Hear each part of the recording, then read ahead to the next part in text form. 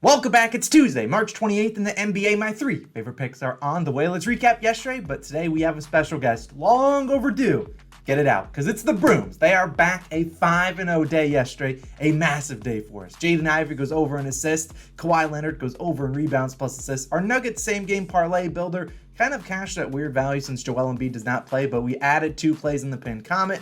Tyrese Maxey's over in PRAs, and Rudy Gobert's over in points plus rebounds. Pretty much a sweat-free day. Now, I know there's some people out there that are like, Austin, technically you lost to play with Ivy to get a double-double, and while that is true, that was only 0.1 of a unit. We factor that into the units won or lost. Look, I'm celebrating bringing out the Brooms. It was a 5-0 day on our straight plays, a massive day. Let's keep it going today. If you are new, my name's Austin. Welcome to the Call on Our Shot channel. Do me a favor. Go down below, hit that subscribe button, drop a like too. We have daily videos for the MLB starting up on Thursday. So within 48 hours, you're going to start seeing some MLB videos probably uploaded before these ones. So you can definitely check those out. And we're going to be doing a lot of different offers. But the first one, we're going to do a PrizePicks entry later on today in the pinned comment section down below. PrizePicks, one of our sponsors on the channel. If you sign up using our code COS or the top link in the description, you get 100% deposit match. They also have those Taco Tuesday plays, which are great value plays. Maybe if you like, I don't know, you like Trae Young's over today, maybe they reduce it all the way down to 20.5 instead of his normal 25.5 line. Take advantage of that. And then we'll have a No House Advantage entry as well. Our last No House Advantage entry smacked.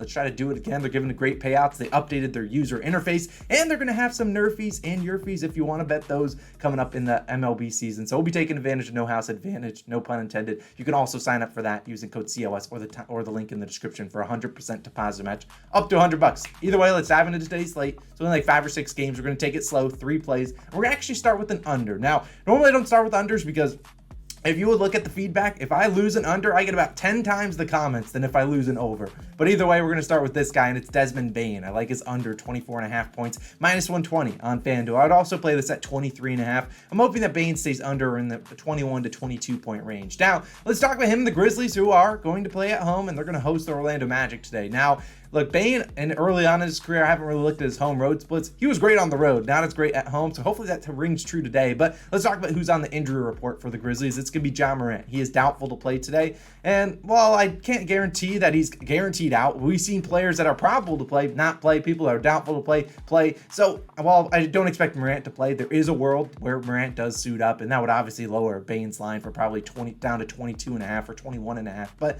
look, Morant wants to play, sure, go for it. But I actually think Morant's out. And let's talk about Bane, though. Now, Bane's going to be guarded by Gary Harris from the Magic. Gary Harris, their best defender, and he's made life difficult on some people. Now, you look at Bane, if you're looking at his just last 2 games, 25 points on the dot. Now, you'd think, well, Morant's out. He's going to see more field goal attempts. He's easily going to go over this 24.5 points line. He just did it twice in a row.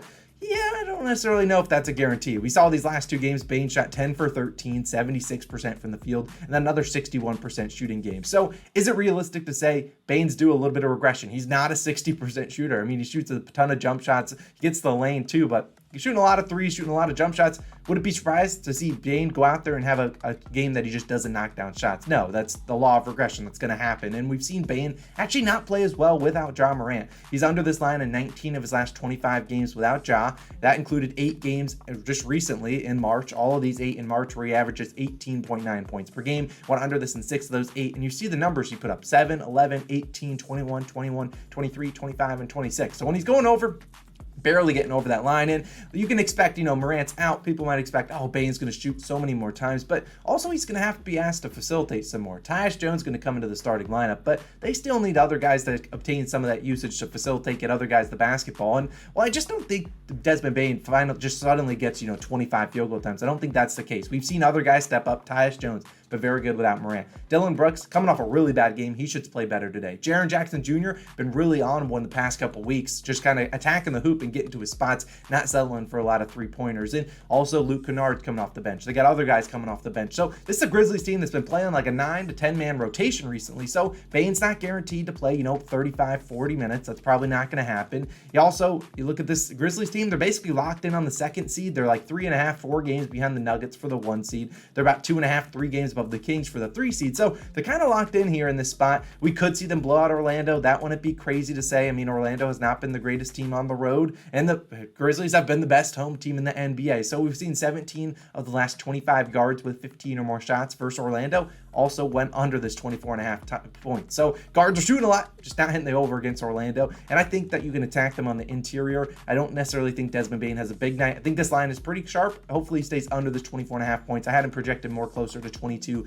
to 23. So I'll take the under 24.5 points. And if it's a block, hey, cool, sign me up. Look, I say it time and time again. There's plenty more ways to cash an under than there are to cash an over. I just personally don't like betting a lot of unders, but I like this one. Desmond Bane under 24.5 points. Now, let's keep it moving. We got a second play coming your way. There's a guy I don't think I've talked about once this year, and it's Nick Richards of the Charlotte Hornets, taking his over 22.5 PRAs, minus 119 on Caesars. So if this goes up to 23.5, you can take it there. If you want just an individual line, I leaned his rebounds at 9.5, which was juice, but I think he gets at least 10 rebounds today. And if you want to take his double-double prop, I won't call you crazy. There's a realistic world where Nick Richards gets a double-double, but doesn't cash my line, and you're getting like plus 120 on the double-double. So, and also if you're on FanDuel, they don't have a PRA line, they just have points plus rebs. But look, Nick Richards, he ain't getting a lot of assists. Let's be honest. He might get us 1-2 assists, but he's really going to need a lot of points and rebounds. So if you just want to take that, I think that's fine too. But let's talk about the Hornets, though, as this is a weird team. You never really know who they're suiting up each night, and it actually gave us a little bit of clarity on what they're doing. Nick Richards, Mark Williams, and Kai Jones.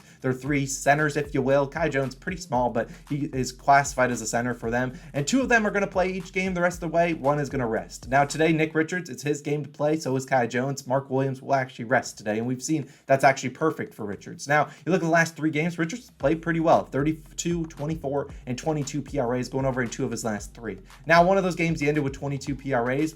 Yeah, you went 5 for 10 from the field. Mark Williams had 23 PRAs off the bench, and he misses all 3 of his free throw attempts. So, look, he's not a great free throw shooter, but going 0 for 3 from the line, not great. And I think he's going to have the chances to go over here today. And we've seen over these last 3 games, Richards averaged 19.7 rebound chances per game, the most on the team. The second closest is Mark Williams at 16. So Mark Williams out of the equation today. Nick Richards could go out there and drop 15 boards and get his 10 rebounds, and boom, he's going to cash that. But the Thunder are not a team that has a lot of size on the interior. And while we have seen centers, sometimes teams like to bench their centers against them and go small against them.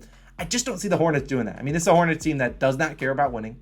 They really just want to evaluate their guys for next season. So Richards is a young guy on their team. They're going to want to evaluate him. I think he gets at least 25 or more minutes, and we've seen in his last 6 games with at least 25 minutes, he's at 22, 24, 32, 31, 19, and 24 PRAs, going over this in 4 of 6. You look at the Hornets. They're down Rozier.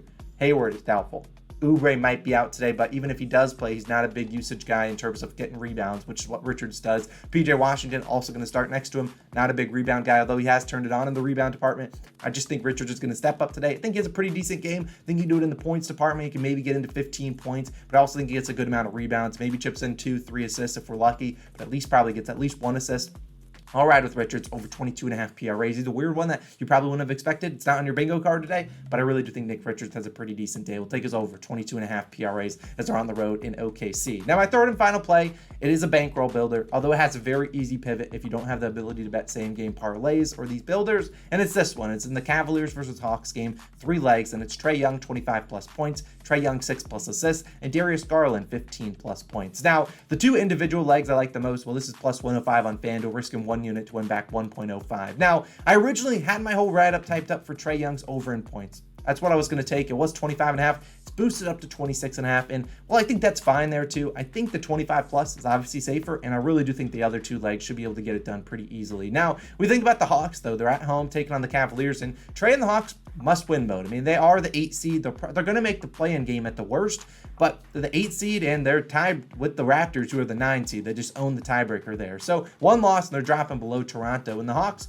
are 1 game above the Bulls from the 10 seed. So, this is the Hawks team. They're 1 loss away from potentially dropping all the way down to the 10 seed, and it's obviously much more advantageous to be in that 8 spot, 7 or 8 spot, than it is to get to that 9 or 10 where you have to win more games. Now, you look at this Cavs team, we've seen Trae Young take advantage of this matchup before. In his last 5 versus Cleveland, 34, 25, 30, 41, and 35 points. He's actually scored 25+ points in his last 9 straight games with 30 or more minutes played. Now, there's a world where this is a blot and Trae doesn't see 30 minutes, but I trust the Cavaliers to keep this close. It's a pick 'em. I trust the Hawks to keep it close as well. And so I think Trae is going to play a lot of minutes today. They're going to need this win against the Cavs. It's a tough team. They need the wins. I think Trae gets his normal minutes, whether that's 33 to 36-ish minutes. I think he gets that. And we've seen Trae, the assist should be pretty easy, knock on wood. 6+ assists in 12 straight versus Cleveland. Also had 7 or more assists if you only get the 5s and 7s. He's done that in all 12 of those games too. He's also had 6+ assists in 24 of his last 25. The one miss was a game I think he played 15 or 20 minutes in. So he's going to play a lot of minutes today, and I think Trey can get us 25 points and 6 assists. Now, Darius Garland, I think he's going to step up here today. I think he's had a couple bad games where he's barely getting over 15 points. In fact, one of his most recent games ended with 13, but I love this spot for him today. The books raised his line despite 3 bad performances. I think Garland clears his regular line at 21.5, but we just want him at 15 plus points, and here's why. His last 4 games versus Trey Young, he's at 30, 18, 26, and 33 points. So crushing this line. Like I said, coming off 2 bad shooting games, 37%, 25% from the field. Not great. He's also had 15 plus though in 23 of his last 25. So regardless of a bad shooting night, he's normally getting really close to this line and normally going over. Donovan Mitchell hasn't had the greatest track record against the Hawks, and still Donovan Mitchell still battling with some injuries. They don't really need to run Donovan Mitchell into the ground. Garland's obviously their point guard, not going to get the Hawks' best defender, whoever you categorize that as. I think Garland can get us 15 points pretty easily. I'm going to ride with Darius, just asking for Darius 15 plus points. Trey Young, 25 plus points and 6 assists. If you just want an individual line, Trey Young's points is probably the way to go, as his line will probably be 25.5 or 26.5 by the time you're watching this. So take advantage of it. Hopefully this bankroll builder hits again. They've been pretty hot. Hopefully no one gets ruled out here. If Trey Young gets ruled out, I don't know what I'm going to do, but I don't expect him to. We need you to play Trey. 25 plus points for him, 6 plus assists for Trey, and Darius Garland, 15 plus points. You can add more legs if you want, but I'll stick to those 3 for a little bit of plus value, plus 105. I'll take it. I appreciate you guys for coming out. Those are my 3 favorite plays of the day. Let's bring out this puppy one more time and go 3-0, and let's end the month strong, get our winning month that we certainly deserve. I love you guys. Have a great day. A reminder about PrizePicks, you can sign up using our code COS. I'll have an entry in the pinned comment section down below using their first Taco Tuesday play, assuming it's the NBA. And then, of course, I'll have a no house advantage entry later on today, our last one stacked. And of course, for both of these 2 apps, you can sign up using our code COS or the top link in the description for a 100% deposit match. It's pretty much broken down in the description. So check that out. Nerfies on the way. Love you guys. Have a great Tuesday. See you guys back again. Same time, same place, Wednesday morning.